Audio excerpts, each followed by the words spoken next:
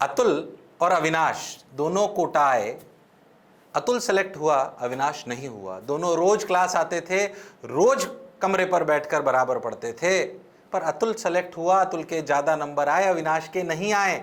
अविनाश आया, बोला सर मैं तो अपने दोस्त के बराबर पढ़ता था, फिर भी मेरे नंबर नहीं आते, ऐसा क्यों? क्या ये प्रश्न आपके जहन में भी कई बार आता है कि आप अपने दोस्त के बराबर पढ़ते हो? मैं उन्हीं की बात कर रहा हूं जो पढ़ते हैं, जो नहीं पढ़ते हो उनकी तो कहानी अलग है। जो बराबरी से पढ़ते हैं, अपने दोस्त के बराबर पढ़ते हैं, पर एक ही गांव से आए हुए दो बच्चों के निर्णय यानी कि उनके प्रतिफल यानी कि उनकी सफलता का मापदंड अलग अलग होता है। कोई ज्यादा अच्छी रैंक से सिलेक्ट होता है, कोई कम से सिलेक्ट होता है, कोई सिलेक्ट नहीं होता, कोई सिलेक्ट होता है। ऐसा हमारे साथ होता है। यह प्रश्न आपके मन में भी है? बिल्कुल है।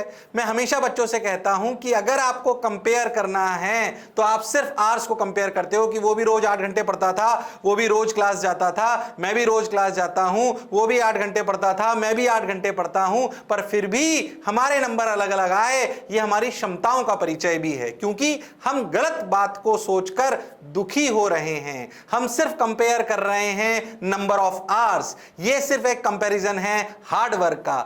पहली बात, हमें अपने आप को किसी से कंपेयर नहीं करना चाहिए, यूनिक हैं हम। फिर भी कंपैरिजन का मतलब कभी कभी सीखना भी होता है कि हम कंपेयर करके सीख पाएं कि अच्छा इसने ऐसा करा इसलिए सफलता पाई। यह कंपैरिजन का एक अच्छा पहलू है। कंपेयर कर कर दुखी होना यह कंपेयर करने का गलत पहलू है। कंपेयर कर कर सीखना यह एक इसका अच्छा पहलू है। इसलिए कंपेयर करना है पर उससे सीखना है। कंपेयर कर कर डिप्रेशन में आना या खुद को इंफीरियर समझना यह बात गलत है।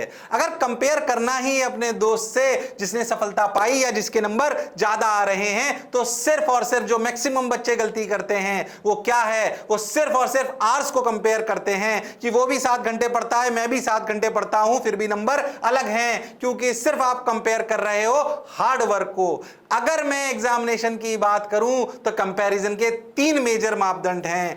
One is hard work which is you can related to number of hours. क्या वो 8 घंटे पढ़ता है? मैं भी पढ़ता हूं। हां, ये पहला टिक है कि हां भाई हम इस मामले में दोनों बराबर हैं।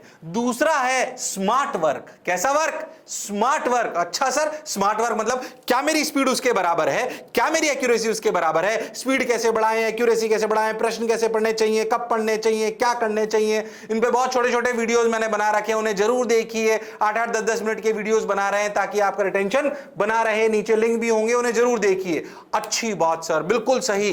क्या मैं उसके बराबर स्पीड है, एक्यूरेसी है, क्या मैं उसके बराबर से धीरे धीरे मेमोराइज कर पाता हूं? इन चीजों को भी कंपेयर करिए। क्या वो विद इन द कोर्स पढ़ता है? कहीं ऐसा तो नहीं मैं आउट ऑफ द कोर्स पढ़ लेता हूं, मेरी स्पीड भी उसके बराबर है, फिर भी हो सकता है कि मैं आउट ऑफ द कोर्स पढ़ लेता हूं।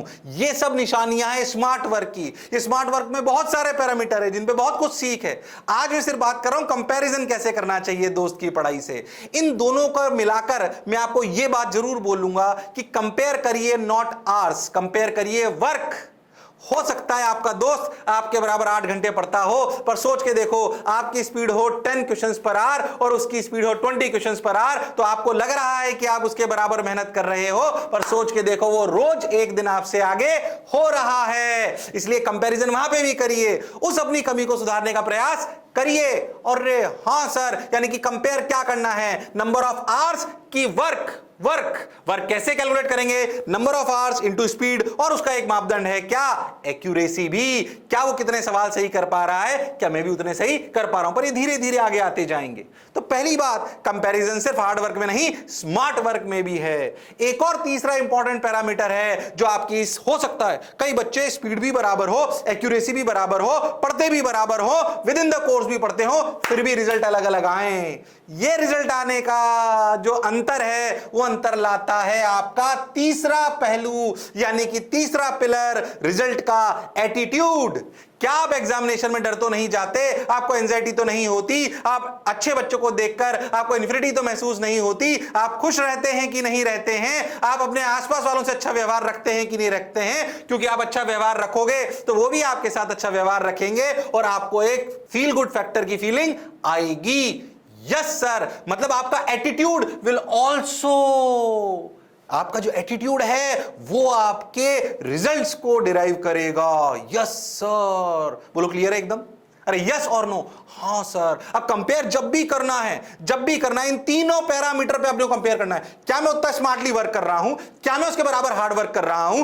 क्या मैं एटीट्यूड मेरा उसके बराबर है? विश्वास मानो ये तीनों पैरामीटर में अगर आप उसके कंपैरिजन में हैं तो आपका रिजल्ट भी उसके आसपास ही आएगा। इसलिए do not compare with your friend only hard work, that is number of hours. Compare smart work, compare attitude. इन तीनों में बहुत सारी बातें होती हैं जिनको हम छोटे छोटे वीडियो के माध्यम से बताते हैं। फिर से एक बार मैं आपको बता दूं कि कंपेयर करना अच्छी बात है, पर उसके दो पहलू हैं। कंपेयर कर कर उससे सीखें या कंपेयर कर कर अपने आप को इंफीरियर महसूस करें। ये दो पहलू हैं। जैसे हर चीज के दो अच्छे और बुरे पहलू हो सकते हैं, वैसे कंपेयर कर कर हम सीख भी सकते हैं। पर अपने दोस्त से अपने को कैसे कंपेयर करना है, ऐसे कंपेयर करोगे तो सफलता की तरफ जाओगे और उससे सीखकर आगे बढ़ना है। ऐसा नहीं कि कंपेयर करके डिप्रेशन में आ जाना है कि मेरी तो किस्मत ही खराब है। क्योंकि किसी ने खूब कहा है कि समस्याओं के बारे में सोचोगे तो बहाने ढूंढोगे, समस्याओं के बारे में सोचोगे तो बहाने ढूंढोगे, और समाधान के बारे में सोचोगे तो रास्ते ढूंढोगे। यस और नो? Yes sir. तो लिख दो अपने इस नीचे कमेंट बॉक्स में कि सर मैं आपको ढंग से कंपेयर कर कर इवॉल्व होके बताऊंगा। जो भी मेरा दोस्त मेरे इंटेलिजेंट है उसके सारे गुण मेरे में होने चाहिए। कंपेयर कर कर खुद में वो गुण लाने का फायदा होना चाहिए। यस और नो? Yes sir. जो भी मेरी क्लास में सबसे अच्छा बच्चा है उसके गुण में लेने का प्रयास करूंगा। ये करना चाहिए। कंपेयर कर कर इंफीरियर नहीं, कंपेयर कर कर इवॉल्व होना है। क्या होना है? इवॉल्व होना है। आशा करता हूं छोटा सा वीडियो आपके काम का होगा। नीचे और भी वीडियोस दिए गए हैं, उनको आप देख सकते हैं। छोटे छोटे वीडियो हम बना रहे हैं, अपने अनुभवों के साथ ला रहे हैं, ताकि जो भी इतने वर्षों में हम बच्चों से सुन रहे हैं, जो कहने से उनको फायदा होता है। व्यक्तिगत रूप से मेरे साथ इतना प्रेम बनाए रखने के लिए बहुत बहुत धन्यवाद। हमारी संस्थान के साथ भी प्रेम बनाए रखने के लिए बहुत बहुत धन्यवाद। आप अगर इस तरह की वीडियो चाहते हैं तो यूट्यूब चैनल को सब्सक्राइब कर लीजिए। अच्छी बात है, ये मैं बार बार कहता हूं, पर कर लीजिए। फायदे के ही आपके छोटे छोटे वीडियोस आएंगे, काम की ही आपको बात करेंगे। क्या मेरी बात क्लियर है? क्योंकि हमें अनुभव है कि कैसे बच्चे को पढ़ना चाहिए। आप मेरे से कई चीजों में बहुत अच्छे हो सकते हैं, पर बच्चे को कैसे पढ़ना चाहिए ये मैं आपसे बहुत बेहतर जानता हूं, और मेरे पास कोई कारण नहीं है कि मैं आपका बुरा सोच सकूं। क्योंकि मेरी पहचान ऐसे नॉर्मल बच्चे की पहचान, मैं अपने आप को नॉर्मली मानता हूं, ऐसे नॉर्मल बच्चे की पहचान वो सिर्फ तुम्हारे प्यार की वजह से है। इसलिए उसे बनाए रखें। प्यार बनाए रखने के लिए बहुत बहुत धन्यवाद। Thank you.